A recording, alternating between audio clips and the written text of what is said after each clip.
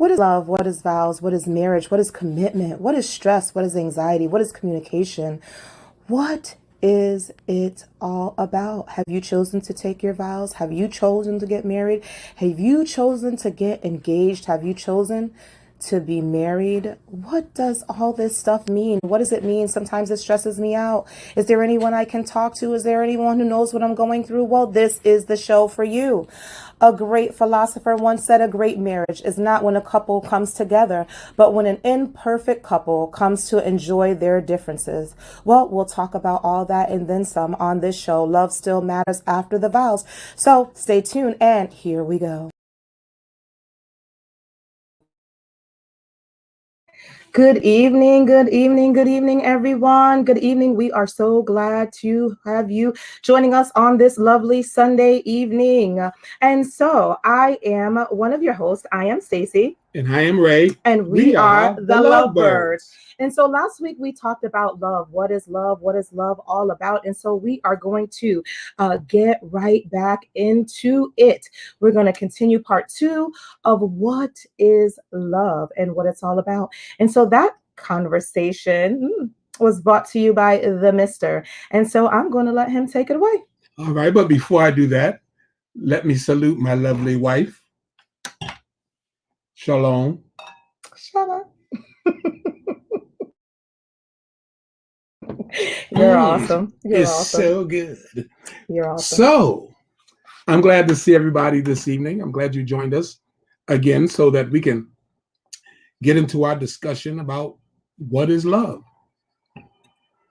I know Tina Turner had a nice song and she said it's just a secondhand emotion. But love is more than a secondhand emotion. Because as I said last week, this 4-letter word carries a lot of power. It has broken many hearts. It has caused wars, and it has caused people to give their last. Because I've heard that expression, and I don't like it, but I've heard it. I love you to death. So, having all said all that, let's get into it again. Let's talk about love. What is this crazy little thing we call love? Last week, I gave you a definition of what Webster from the dictionary says it is. But what do we really call love? When we have that significant other or that special person tells us they love us, what does that conjure up inside of you? What does your mind say it is when you hear them say that to you? Because it can mean different things to different people. So I just want to hear some of, if you don't mind, be a part of the conversation. Just tell me what some of you think this thing love is. Well, I love when you buy me shoes. No. Purses? We ain't talking about, we're not talking about material goods. Oh, okay. We're talking about the emotion. Okay. The movement of the heart. That thing that when that person, for some of us, when that person is not near, we feel there's a bit of us that's missing. That there's some loneliness, there's some emptiness. Ooh, about to make me feel like James Brown. Well, thank you, Sam, for joining us. Thank you to my for joining us. And she's saying that love is an action word. Love is an action word.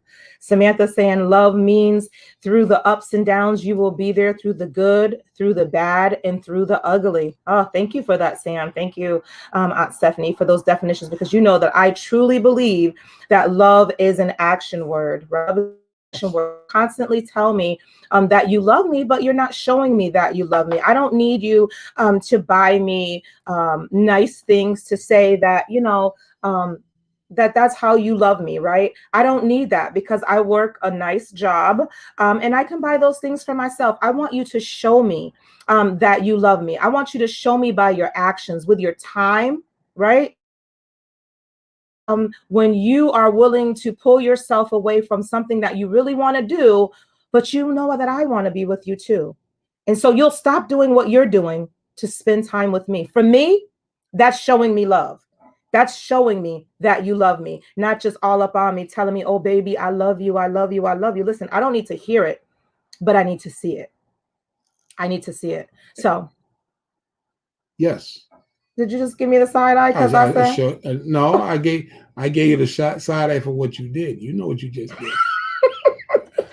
This guy is funny. Don't do that. I love him. So I know, and I love you too. Mm-mm. No, but yes, love is an action word, and the thing that we have to understand in relationships, men don't always show it the way women would like us to show it.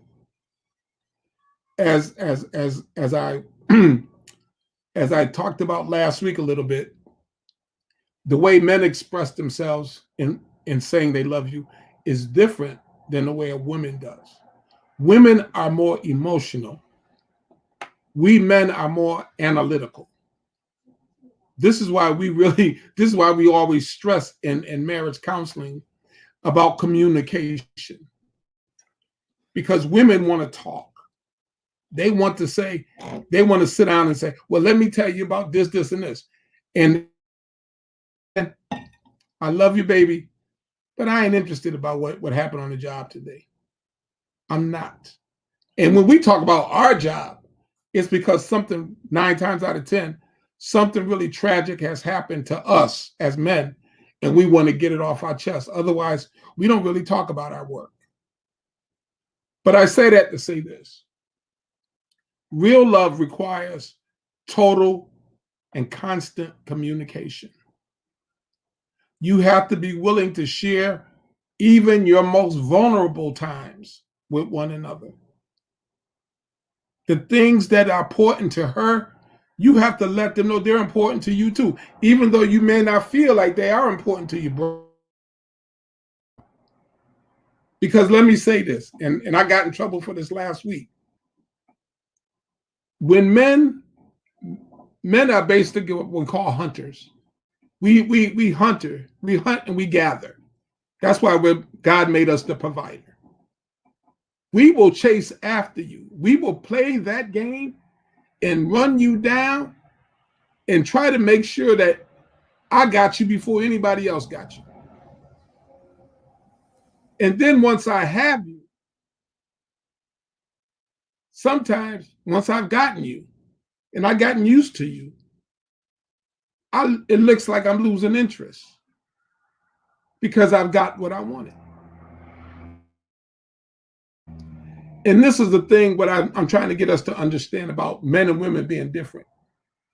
When a woman sees a man that she's interested in, I'm telling you, 9 times out of 10, she's already sized you up.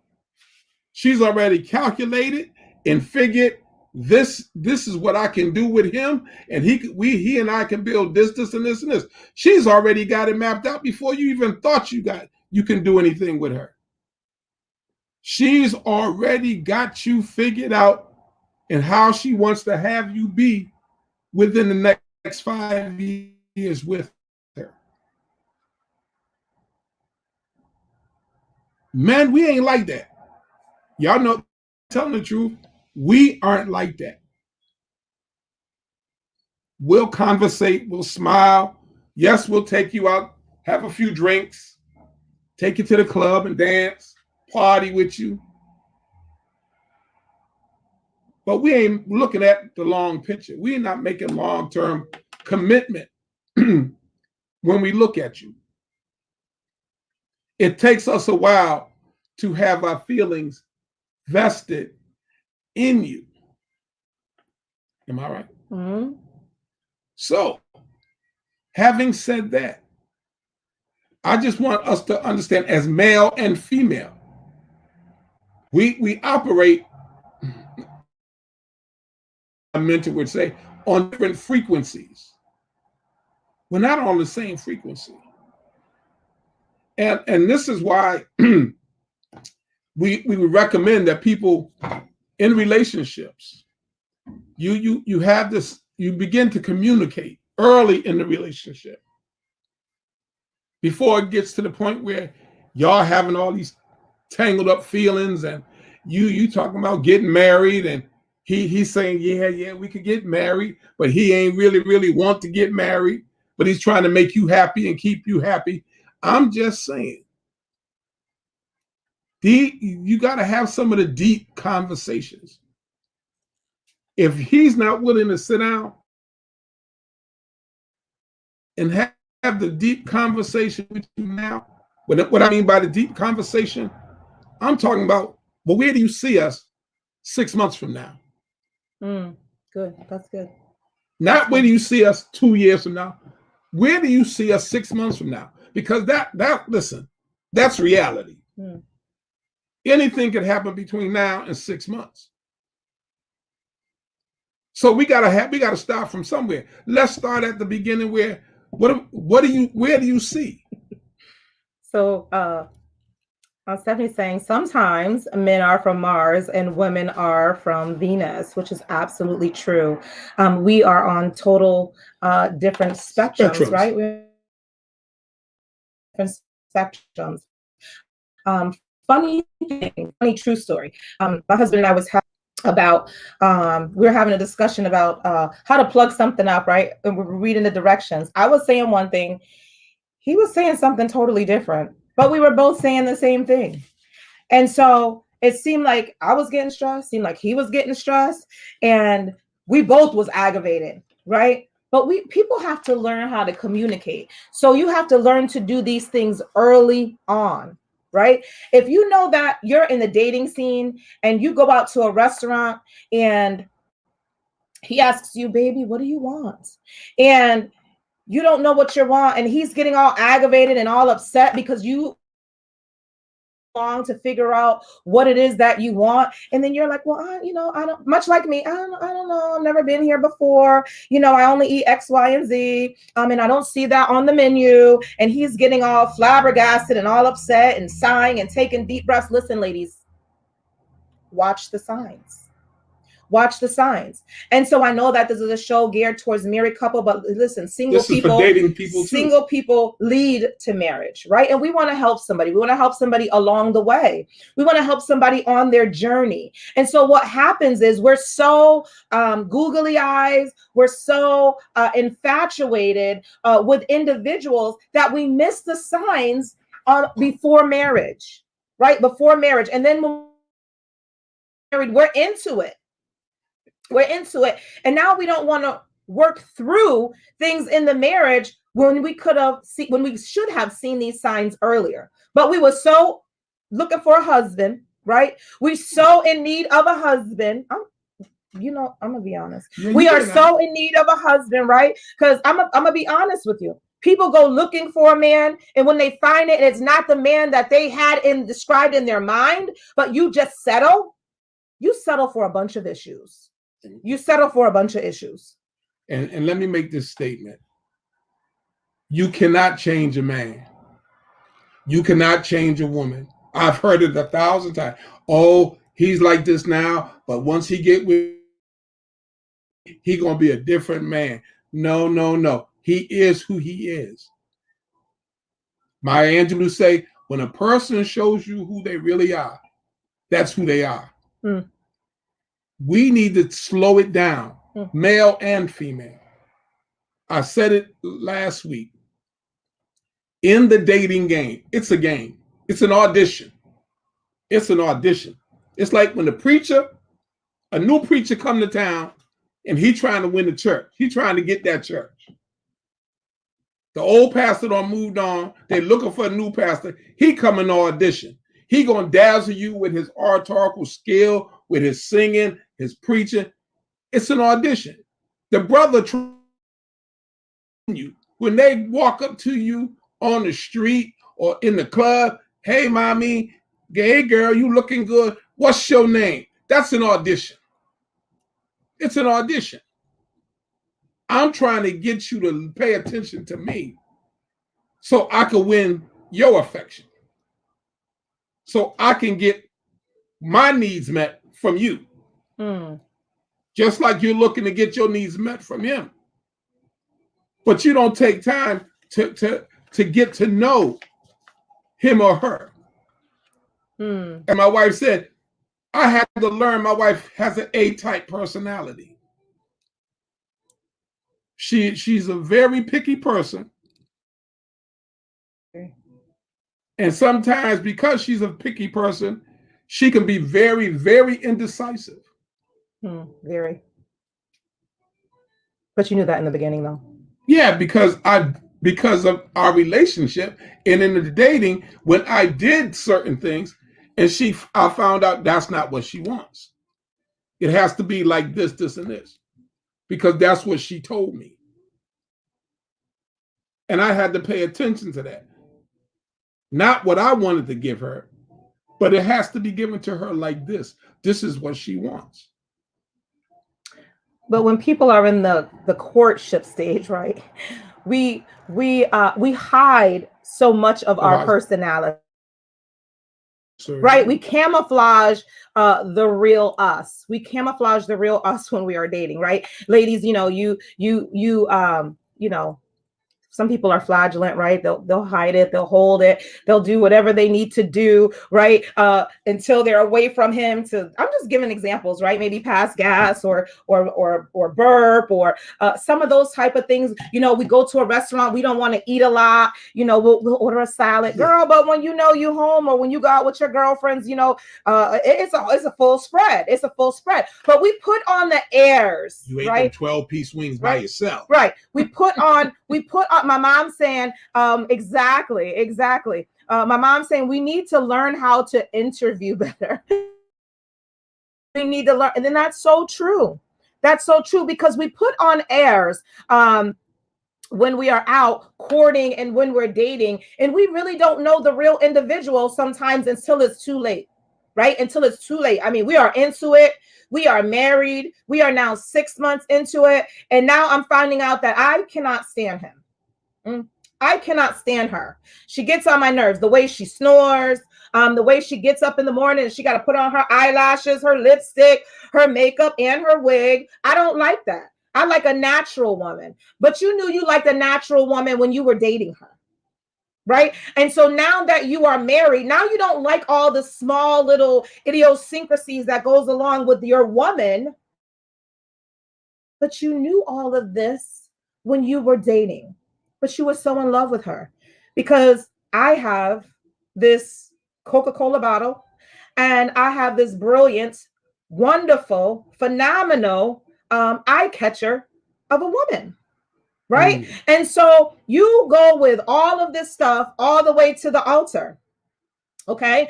But then when you get married, like I said, you're 6 months into it and now you two are clashing. You can't get along. You can't hear him. He can't hear you. And there's issues. And now we're talking about, I want to go back home to my mom. Listen, the Bible says when a man who, let me get it right. A man his mother and father and cleave. Do you know and what cleave unto his wife? That means cling to her, right? Hold on to her. Oh, squeeze her, never leave her. Try a little tenderness. Every week you give him something to message me about. Every single week. Oh my God. But no, seriously.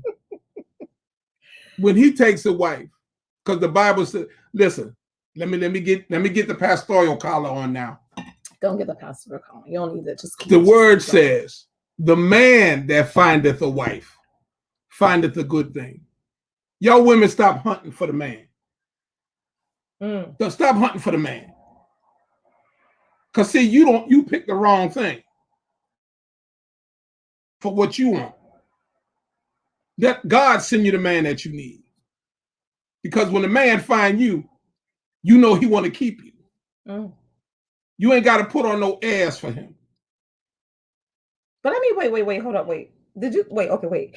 So yes, the lady shouldn't go seeking the man, but she ought to have in her mind what she wants, right? No, if you're a type of woman who likes, if you're the type of a woman who likes a nice chocolate man or a caramel man or a light-skinned man, and you want a 6'2" man, and you want a man who knows how to take care of his home, such as, the household needs, where you won't have to call a repairman, but that's what the man that you need to have your goals of what you want in a man. And listen, if those are your goals, a 6'2" chocolate colored brother who's able to have a job, because ain't nothing better than a BMW. What's a BMW for black me? Man working. It's a black man working.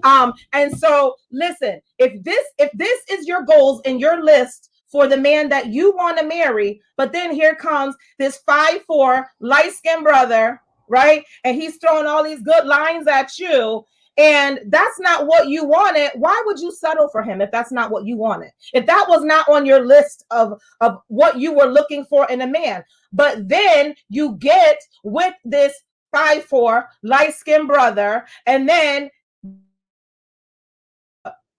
you guys marry, and 2 years later, he's not what you wanted. It's your fault, because that's what you settled for. That's why you got to make your prayers and petitions known before the Lord. If you want a particular, and I tell anybody this, seriously, I tell anybody this, whatever you want from God, you need to tell God and be specific about it. Because listen, God don't do generic. He's going to do exactly what he heard you say. Right. You ask him for a car, that's what you're going to get, a car.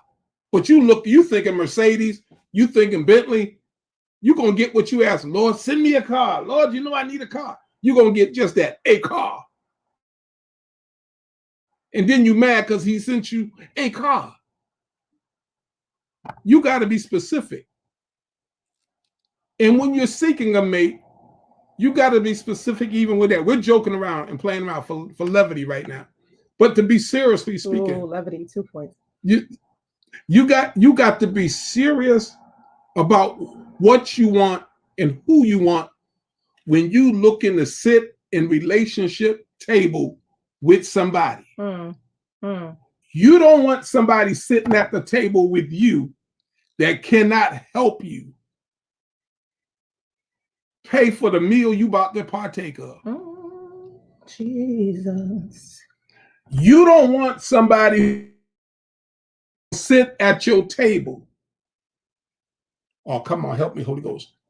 And order steak and lobster, but when the bill come, they ain't got no money for it. You talking good, right? So you got to make sure. Bishop Johnson said, you talking good. You got to do what the Bible says. Do not be unequally yoked. What does that mean? It does not mean not being with somebody who's a believer like you, but it also means somebody who can bring equality in the relationship. Because once again, the Creator has told us the two shall be one flesh.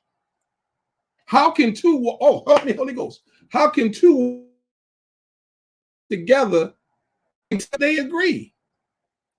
If you and he can't agree on the basic things of life and how to accomplish those things, how do you expect the marriage to survive? Let's hear from our audience. Y'all mighty quiet tonight. But share your thoughts. Please share your thoughts. We want to include how you feel about this subject about love. And so, as my husband said, I'm very particular. My parents, is their fault. They created me that way, to be very particular. My mom in particular, she always told me to get what I wanted. Right, to get what I wanted, and to not settle. So if I'm the person who wants of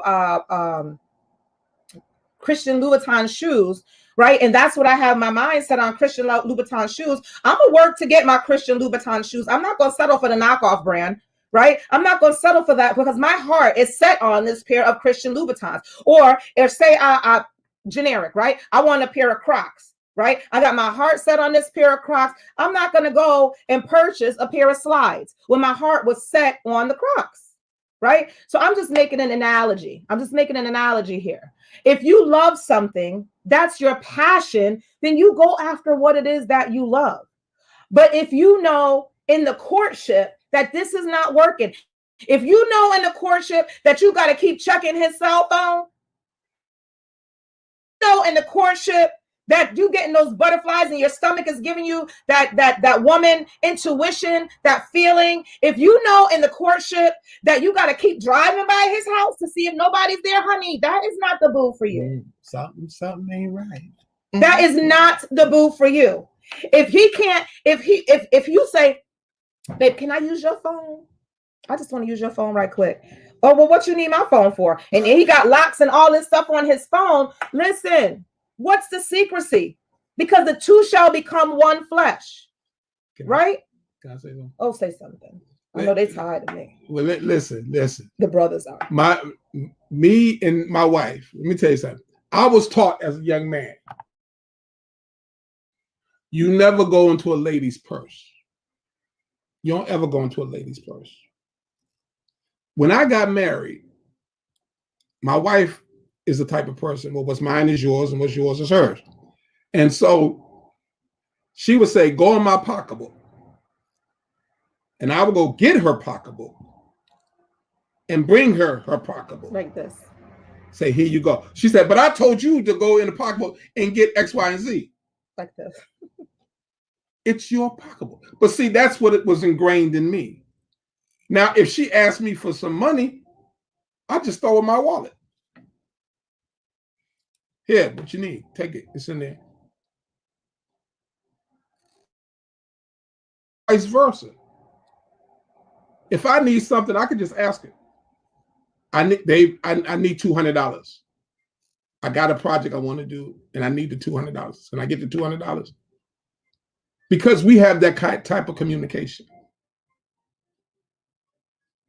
No sense in hiding anything. For some people, I don't know. I was talking to my mama about this today. Actually, I think today or yesterday we were talking about couples and talking about just a lot of things. And my mom was saying, it was, I believe, about bills or something like that. And somebody had told her he pays these bills, I pay these bills. And my mom was like, listen, that don't sound right to me. Right. But these are the things that we miss when we are in the courtship. Right. Or when we're living together or whatever, before marriage. Right. Because Betty Wright says it best. I got papers on you.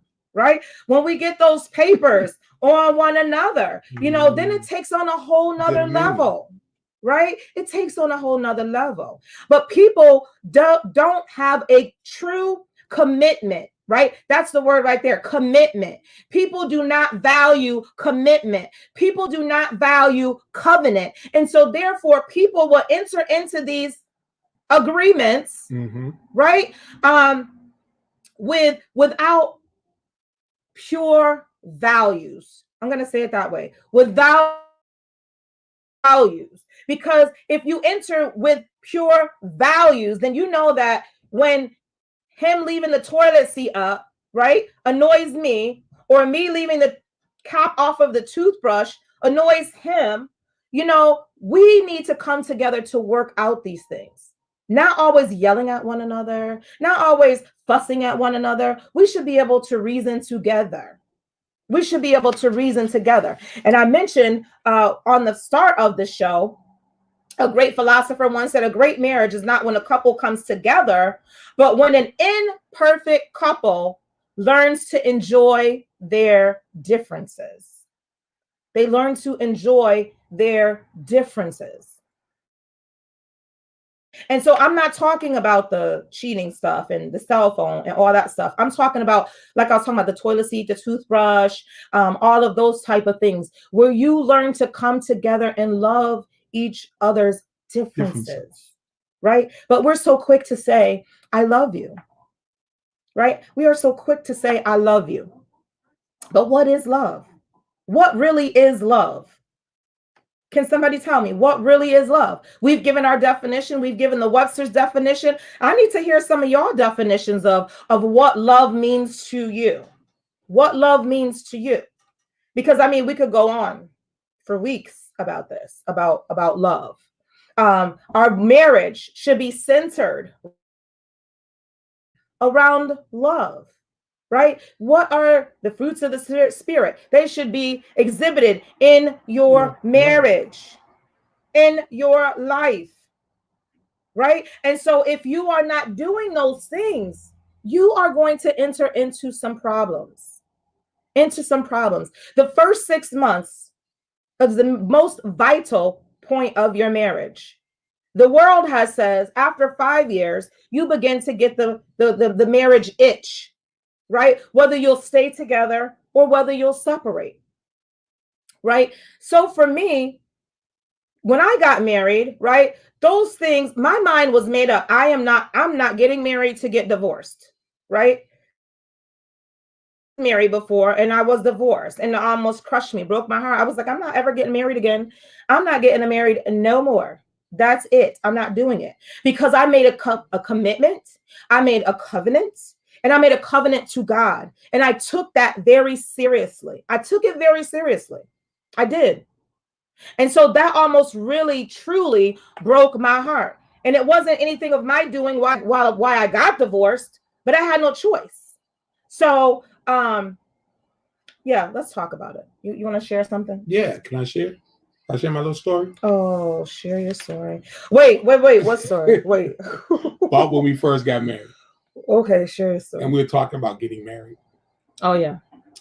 When we finally decided, after dating for a while, that I wanted to marry her, and we talked about marriage. I said, listen, I'm not going, if we get married, there's not going to be any divorce. I'm not divorcing you. Divorce me. I said, if anything, it'll be me, you, and your new man sitting on the couch. And I got the remote because I got squatters' rights. I was here first. I'm going to do like the Amish do. I got the rights because I'm the first. But I say that we talked all this out. We talked this out about what if. Nobody wants to talk. Let me tell you something. I know, and we when we get them butterflies and we all googly eyed at her and him, we don't talk about the what if. Mm. But the day for the what if can come at any time. Mm. He could have a bad day at work and come home and say the wrong thing, and World War III is happening right there. Mm. And it's like, I never should have. I don't want to be here no more. And let me say this about marriage. It's easy to get into, but it's hard once you have to get out of it. Hmm. It does something to you psychologically that messes you up for a lot of years if you ain't got the right counseling and got your head on straight. Because what happens is you start making the same mistakes with the next guy or the next woman that comes in your life. That's good. So you have to make sure and be very sure that things are talked out, that you have an understanding. In the book of Proverbs, and I hate to be a preacher right now, but in the book of Proverbs, say wisdom is the principal thing. But in all that getting, get an understanding. And I teach that in our church. I don't care how much you read the Bible, how smart you can quote the scriptures. That don't mean nothing to me. Do you understand what is being said? Because once you have an understanding, you know what's expected. With an understanding, you know what you must do and how you must do it. I said earlier, how can two walk together except they agree? You have to have an understanding. Because there's go from here to New York. Some people like to get on, what's that, 91 South. Some get on 84. And some get on 84. But they both lead to New York. But before you start out, you got to agree how you're going to get there. Well, With that being said, we are at the 9 o'clock hour. We are 5 minutes over, but we truly enjoyed you on tonight. And so, in our closing, I say that the wedding ring, right? The wedding ring, woo, the wedding ring is the smallest cuffs that you're ever going to find. And so, with that being said, with the wedding ring being the smallest cuffs that you're ever going to find, I say choose your cellmate wisely because you will be connected For life. for the rest of your life. So, listen, don't just settle for less. Don't settle for less. Don't rush it. Wait, get to know each other. Get to experience some things together before you jump and take this big jump into marriage, into something that you may not really be ready for. So, with that being said, next Sunday is Mother's Day. If you tune in, you will be hearing from my mom. And I look forward to having her on next Sunday, 8:30. 8:30 Eastern Standard Time. And we will be here with matters after the vows. I don't even know what you'll get next week. I don't know who will be there. You're gonna get some what will happen. good wisdom. We may have some other couples there. So listen, tune in next Sunday. We will love to have you. Next Sunday, we will be giving away a raffle to whoever's been married the longest. So tune in, tell your friends. We will have some other surprise raffles as well for people who may have been listening and telling us what our topics have been about in the past previous shows. So next week, we will also do a couple of giveaways for Mother's Day. So tune in. We thank you for joining us on tonight, and we look forward to seeing you next Sunday, 8:30 Eastern Standard Time. And remember, love still matters after the vows. Good night. Stay safe. Love y'all.